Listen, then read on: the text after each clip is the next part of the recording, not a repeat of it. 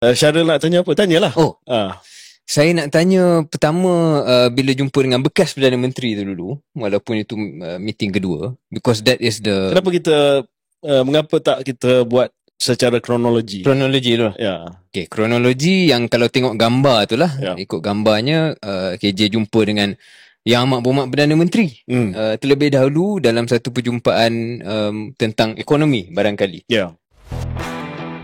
Maybe you can say what was discussed there. I don't know how much you can share. Tapi adakah satu perjumpaan yang mengejut? Adakah last minute dijemput? Apa yang boleh KJ kongsi tentang pandangan yang telah diberikan terhadap keadaan ekonomi kepada Yang Amat Perdana Menteri? Pertamanya mungkin saya mula dengan menyatakan bahawa saya sebenarnya kagum dengan kesediaan Perdana Menteri untuk mendengar pandangan-pandangan daripada pelbagai pihak. Saya difahamkan bahawa itu bukan perjumpaan pertama ataupun satu-satunya perjumpaan yang diadakan untuk membincangkan tajuk ekonomi negara. Menurut pegawai-pegawai PM telah pun mengadakan siri perbincangan dengan pelbagai pihak, termasuklah pihak industri, pihak peniaga-peniaga dan juga pakar-pakar lain. Cuma perjumpaan yang saya hadir itu yang ada bukti dari sudut gambar. Ya. Yang lain semua tak ada. Tapi itu pun membawa 1000 makna. Itulah. Saya pun tak pasti kenapa perjumpaan dan perbincangan yang saya hadir tu ada gambar, yang lain tak ada. Tapi saya nak bagi konteks apa yang saya tahulah. Ya. Apa yang saya tahu, Perdana Menteri sedang mendapat pandangan dan input kerana beliau juga sedar bahawa sekarang ini naratif ekonomi negara kurang jelas. Tidak ada strategi ekonomi negara yang pelabur dan juga rakyat sendiri memahami bahawa okey, ini adalah ekonomi ataupun naratif ekonomi madani. Jadi sebab itulah seperti mana yang kita sentuh dalam episod yang lepas, pada bulan Ogos akan diumumkan naratif ekonomi madani. Yang akan menjadi naratif overarching untuk hala tuju ekonomi kita. Dalam menyediakan dokumen tersebut, Perdana Menteri sedang bertemu dengan seramai mungkin dan pelbagai kumpulan untuk mendapat input dan idea. Ada yang juga tanya kenapa saya hadir, sebab saya bukan Menteri Kewangan ataupun Menteri Ekonomi sebelum ini. Tapi ramai juga yang tak tahu latar belakang saya dalam bidang ekonomi. Saya pernah bekerja di dalam institusi kewangan dan memang minat saya dalam ekonomi. Walaupun sebelum ini saya sebagai Menteri Kesihatan, dalam perbincangan Jemaah Menteri sebelum ini pun banyak perbincangan dan kertas kabinet berkenaan dengan ekonomi, saya mesti memberi pandangan saya. Jadi dalam mesyuarat tersebut saya hadir. Datuk Seri Johari Ghani pun hadir sebagai bekas Menteri Kewangan kedua yang ada pengalaman dan juga tokoh korporat, dan beberapa lagi pakar ekonomi juga hadir. Mesyuarat itu berlangsung 1.5 jam kalau tak silap saya, dan sekali lagi saya memberi kredit kepada Perdana Menteri kerana beliau banyak mendengar dan beliau tidak dictate apa yang menjadi pandangan beliau, dan beliau betul-betul menghayati bahawa ini adalah perjumpaan untuk beliau mendengar pandangan daripada pihak ketiga ataupun pihak luar. Dan Datuk Seri Johari dan saya dan beberapa pakar ekonomi telah menyenaraikan banyak isu dan juga cadangan yang boleh dimasukkan ke dalam rancangan naratif ekonomi madani. Nanti masa kita bincang berkenaan dengan kadar faedah dan sebagainya, mungkin ada beberapa perkara yang telah pun saya cadang kepada Perdana Menteri yang saya akan sebut. Tetapi mesyuarat itu tidak ada unsur politik. Tak ada perbincangan politik langsung. Dia cuma tertumpu kepada ekonomi saja dan tertumpu kepada idea-idea dan cadangan-cadangan konkret. Perdana Menteri kata, saya tak nak dengar apa yang menjadi masalah kepada ekonomi kita, sebab kita semua tahu. Dan di peringkat kami yang ada dalam mesyuarat tu, semua pakar-pakar dan juga mereka yang macam saya dah ada dalam kabinet, kita tahu problem yang dihadapi oleh ekonomi Malaysia. Perdana Menteri kata, saya nak dengar solution. Saya nak dengar cadangan. Jadi saya berpandangan bahawa perbincangan itu walaupun high level tetapi telah menghasilkan beberapa idea-idea konkret yang mungkin akan dipertimbangkan untuk dimasukkan ke dalam naratif ekonomi madani. Tetapi idea ni Syaril, seperti mana yang Syaril pun tahu, banyak ada idea yang menjadi quick fix, yang orang kata low hanging fruit. Tapi banyak juga idea yang memerlukan masa untuk melihat kepada hasil dia. Jadi kita harap bahawa kedua-duanya, strategi jangka masa pendek dan jangka masa sederhana panjang, boleh diambil kira. Satu lagi perkara yang saya nak sebut berkenaan dengan perjumpaan tersebut, Syaril, dan saya nampak ini agak nakal sikit lah daripada pemerhati yang menulis komen-komen dalam media sosial. Mereka kata dan mereka besarkan isu yang Rafizi tidak hadir pada perjumpaan tersebut. Ya, saya nak jelaskan yang pertamanya, KSU Rafizi ada. KSU kepada Menteri Ekonomi hadir. Tapi itu yang di-highlightkan, seolah-olah kenapa KSU dia ada tapi dia tak ada. Ya, tapi bagi saya, menteri ada banyak kerja lain. Tak semestinya dia hadir dalam semua perbincangan. Kita kena ingat bahawa Datuk Seri Anwar bukan hanya Perdana Menteri, dia Menteri Kewangan juga.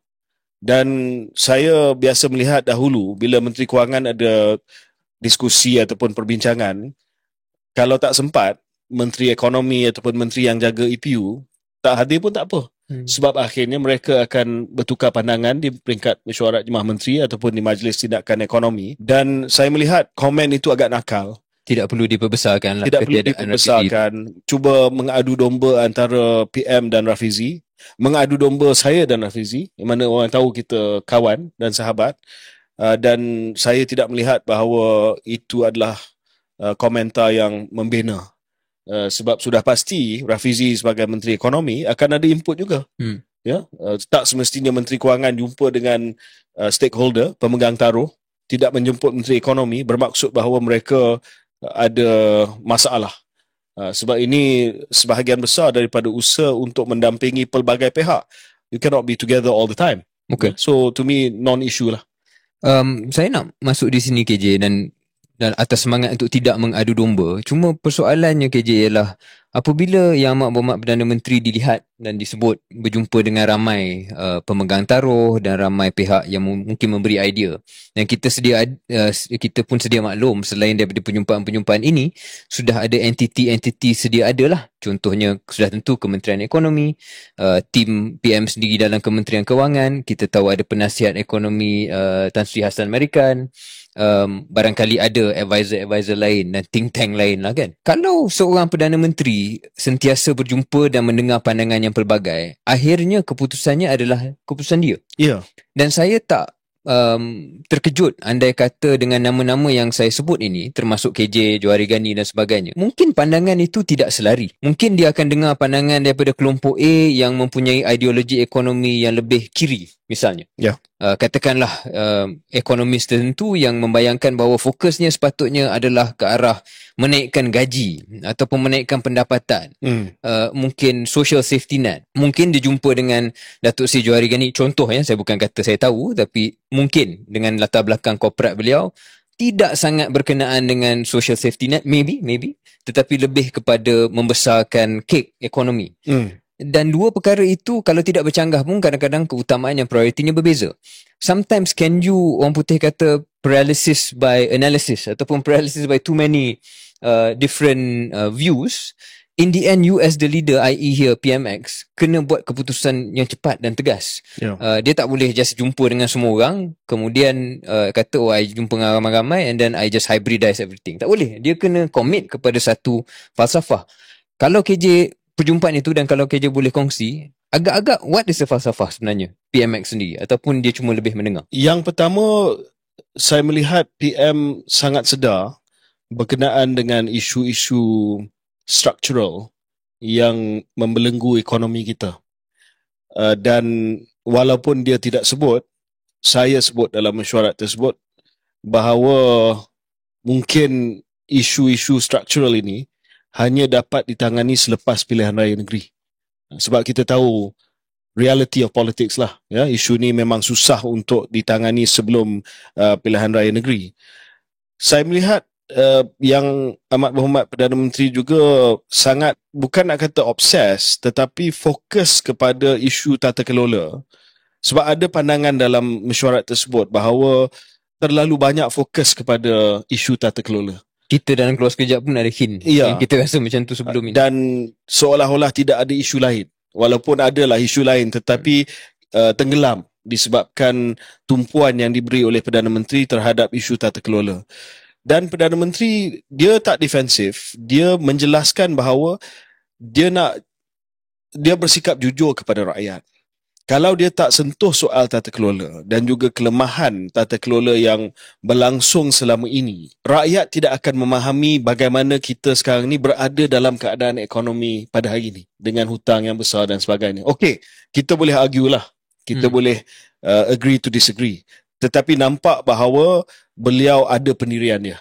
To him, masalah dia adalah kelemahan dari segi tata kelola yang menyebabkan masalah ekonomi yang berlaku pada hari ini yang perlu diatasi melalui usaha untuk meningkatkan tata kelola yang sedia ada. So, dia masih ke situ lah. Dia masih ke situ, kita boleh disagree, tetapi dia juga setuju bahawa itu jangan menjadi the only thing lah.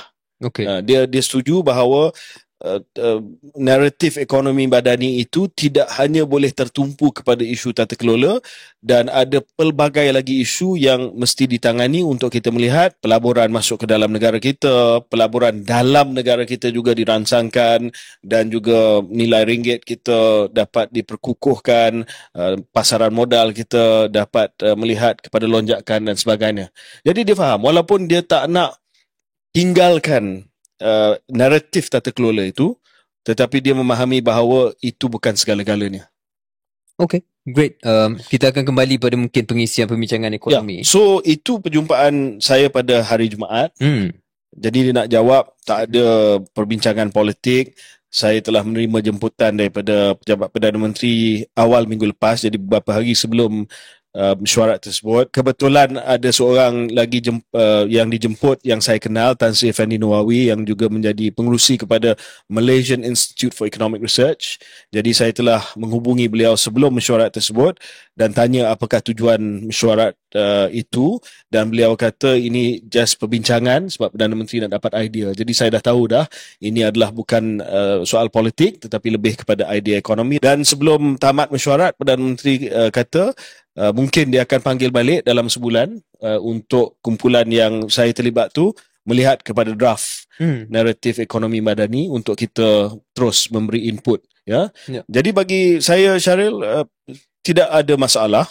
Walaupun saya bukanlah ahli PHBN yang menjadi tunjang kepada kerajaan yang sedia ada, tetapi saya nampak tidak ada masalah. Sebab bagi saya, kenapa saya pergi, ini saya anggap sebagai national service.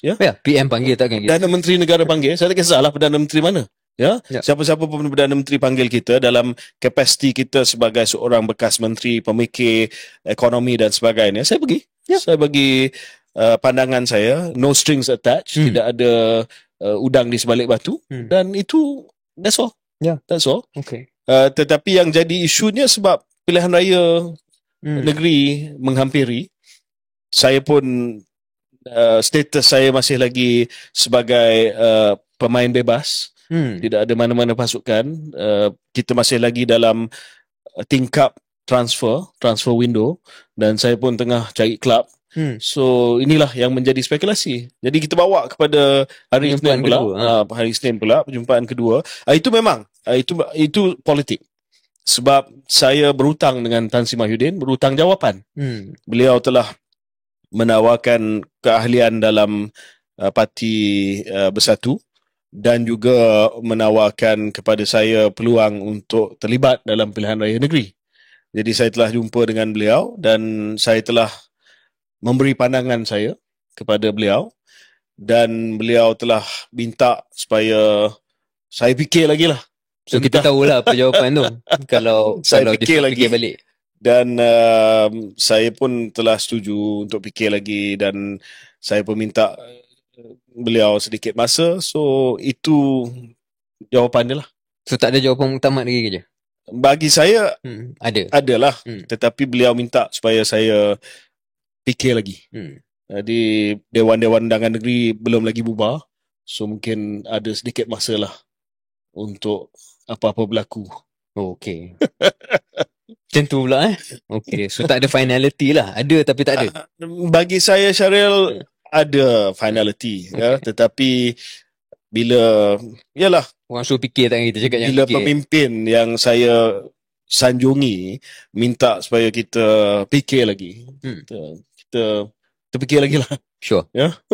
Okay, kita pun tak nak terlalu panjang dalam hal ini, dalam keluar sekejap. Tapi saya nak jawab sikit lah, ya. Sebab contoh, banyak spekulasi dan juga banyak juga yang telah buat pengumuman bagi pihak saya. Masuk pihak Saitro lah, daripada Pakatan Harapan, menyebarkan berita palsu. Kononnya saya dilantik sebagai timbalan Presiden lantikan Parti Bersatu, diberi kerusi Kota Damansara. Kos ini menimbulkan persepsi lah. Kerja Saitro PH ni asyik menimbulkan persepsi. Dan selepas itu banyak komen lah. Dia punya modus operandi senang aja, Syaril. Dia mencipta berita palsu. Lepas tu berita palsu itu disebar, dan berita palsu itu mendapat komentar, dan komentar itu akan membentuk persepsi.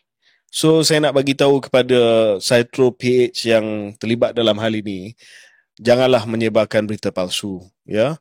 Saya rasa benda ni adalah tidak beretika dalam politik, dan salah satu sebab saya sendiri tidak berapa senang dengan PH pada hari ini, dan saya rasa sebahagian besar daripada rakyat juga tidak senang dengan PH pada hari ini, adalah perangai Saitro PH ni. Kalau mereka kata ni false flag operation, bukan dia yang buat? Oh, come on lah. You're confident as them? Ini ditulis dalam akaun Twitter Saitro PH yang memang daripada dulu lagi dikenali sebagai Saitro PH. Dan juga perjumpaan saya dengan Datuk Seri Anwar, bila diketahui oleh orang ramai, macam-macam lagi spekulasi yang telah pun disebarkan oleh Saitro PH ni. Jadi pandangan saya, as much as Saitro PH ni fikir bahawa mereka cuba bantu kerajaan yang sedia ada, sebenarnya mereka menjadi liability kepada PMX kan.